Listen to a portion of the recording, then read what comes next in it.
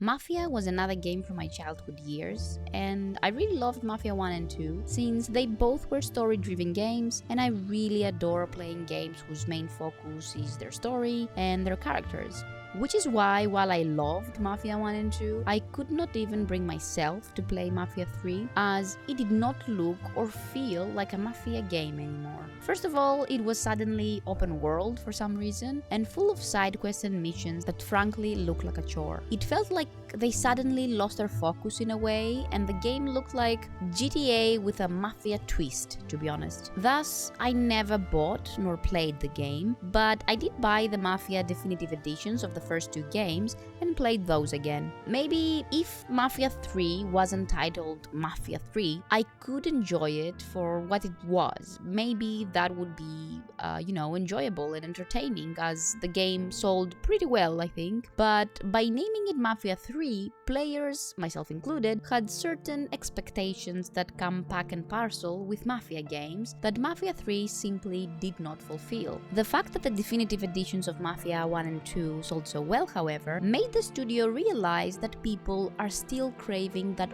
old feeling their original Mafia games gave them. The unexpected but pleasant thing about Mafia The Old Country, however, is that they seem to have learned from that mistake and are now back to the original design and feel that the first two games had, which I have to say is very refreshing to see. A studio tried something new, saw their fans didn't really like it, and then took that feedback into account and course corrected. This is kind of a rarity in the current climate, especially since most studios have this attitude of, "Oh, you didn't like the changes I added? Then you're the problem. Don't buy my game if you don't like it. I am now going to double down on this thing that you didn't like and that annoyed you until my studio goes bankrupt and everyone is either fired or walks away on their own. That will show you."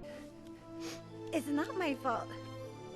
It's your fault! What? So yeah, their willingness to admit that they were wrong and listen to the fans and go back to what made people love their games originally reflects pretty well on the studio. But let's get back to the game itself. Mafia The Old Country is a prequel taking place in late 1900s Italy and delves into the origins of the Sicilian Mafia. We play as Enzo Favara, who had a rough childhood of forced labor and who later joins and rises through the ranks of the Torrisi crime family.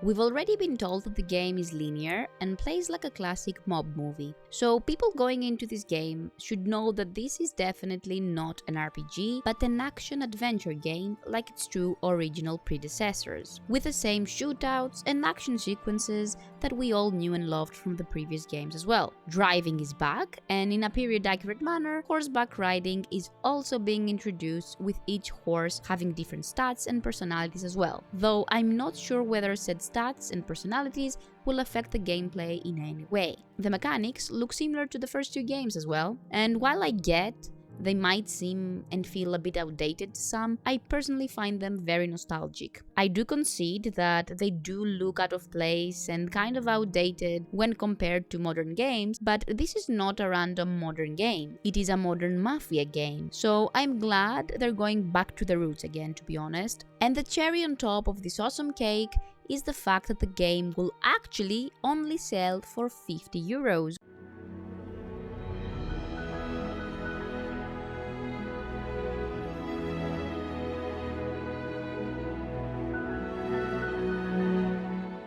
IGN did most, if not all, of the game coverage here, so yeah, I kind of prefer to stay away from them and their articles because they've shown time and time again that they either have no idea what they're doing or that they're just doing whatever the highest bidder told them to say and do. For example, IGN has been revealing things and spoiling parts and features of the game like they don't even care. So since I prefer to usually go in blind in games I'm interested in, and especially if they're linear and story-driven games, I've chosen to stay away and only get basic information about the game from their official site and through Chatty Sisa, to be honest, who did an incredible job covering the game. So I can't wait to play and explore and find out everything there is to find out about this game on my own on the 8th of August. Because, to be honest, the games that have been coming out lately just, I don't know, there's something missing for me, and the good ones that truly intrigue me are few and far between, so So I'm really excited that I'm actually interested in playing another game again, and Mafia The Old Country